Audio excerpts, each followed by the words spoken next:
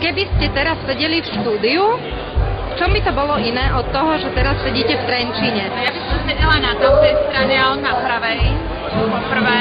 A hlavne by sme nesedeli ešte v štúdiu, ale v redakcii, lebo v štúdiu sedíme naozaj ešte tesne pred tým. A nesedeli by sme takto blízko, lebo inak ja si nechávam od neho taký odstup. Pre istotu. No, tam sme tak doma, že sedíme sa tam doma vo obývačke, ale zase nie je tam také vzrušo, ako keď sú tam ľudí, ktorí sa prišli pozrieť na nás, takže to je pre nás príjemné. Je medzi 15. a 16. hodinou, čo sa v tomto čase deje v tom newsroome v Jojke? Takto cez víkend sa veľa vecí nedeje, cez víkend je relatívne pokoj. Určite by sme nesedeli takto na kávičke, ako sedíme teraz, ale sedeli by sme za počítačom a pomaličky sa chystali do večerné vysielanie. Teraz to budeme musieť stihnúť za kratší čas, ale už to je plus minus pripravené. Ako hodnotíte divákov v Trenčine na námestí?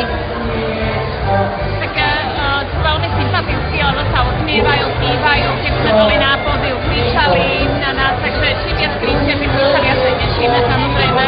Ale už len to, že prišli sem, zvedaví na Jojku a že majú vás diváčku rádi, tak už to je také príjemné pre nás. Keď ste v telke, čítate si aj maily, ktoré chodia od divákov?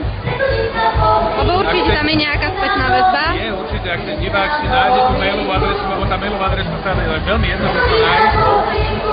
Pokiaľ napíše slušne a normálne, tak odpisujeme, ale na nejaké invektívy a podobné veci to vôbec nemá zmysel reagovať. Koľko tých mailov chodí? Nie, ja nedostávam veľa mailov od divákov, skôr také spravodajské dostávame.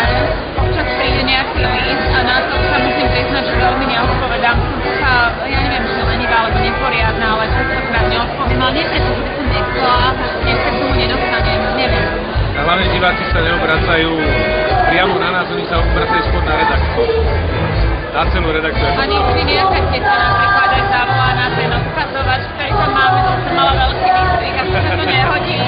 Tak, ale ja to verím, že som na pravdu väčšinou.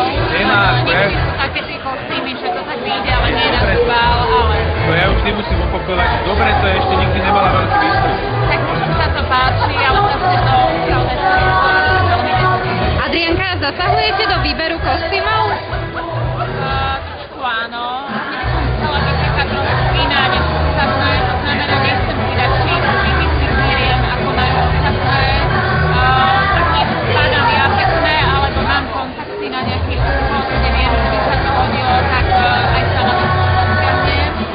A väčšinou si aj sama vyberám, mám tam nejakých, neviem, 50 kostýmov a prídem a sama si vyberiem. A to si mi sa už mi len pomôže, že to tak hladí, čím, čo tomu, aké šperky a tak, a rada sa to sama vyberám.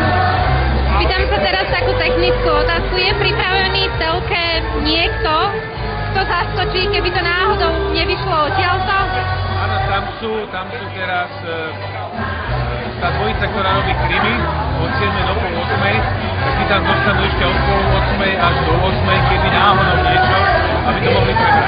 A beží im tam súčasne druhá čítačka. Áno, oni tam majú všetko to, čo my máme tu. Aj čo si my tu pripravíme na počítaču, oni si to tam vytlačia a majú to ako pripravené. Ale spoliehame sa na 100%, že to vypalia. To povieme na našu techniku. Aké to je, keď niečo padne priamo v tom štúdiu počas toho priameho prenosu? Keď si niečo padne, ako by sa niečo pokazí. Technicky, hej. Tak my máme tie papiere, ktoré stiskame v ruke, to nie je len na efekt, to je poistka, že keby náhodou dačo. A stalo sa už párkrát, že čítačka odišla, alebo nejaký zmetok nastal, tak chytíme papier a ideme podľa toho, čo je na tom papieri. Podľa toho sa riešime. To má pravdu. Priznáte aj nejaké naozajstné fopá, ktoré sa vám stalo? Neviem, či sa to dá nazvať ako fopá, ako chyba sa stane, ale nepamätám sa, že by nejaká vážna bola hanba. Myslím, že hanbu sme si ešte neurobili, ale čo nebolo možné. To nie, predvčerom mi napríklad trochu zabehlo, tak to asi, pardon, pokračovala som, ale tak aj kostýmerka mi hovorila, že veď aj ty si iba človek, tak sa nemôžeš znať, takže... A čo si to tam hovoríte teda naozaj vtedy, keď sú vypnuté mikrofóny a zapnuté kamery? Napríklad naposledy včera som ja ja hovoril jej, usmievaj sa, už sme vo vysielaní. A my sa rozprávame o iných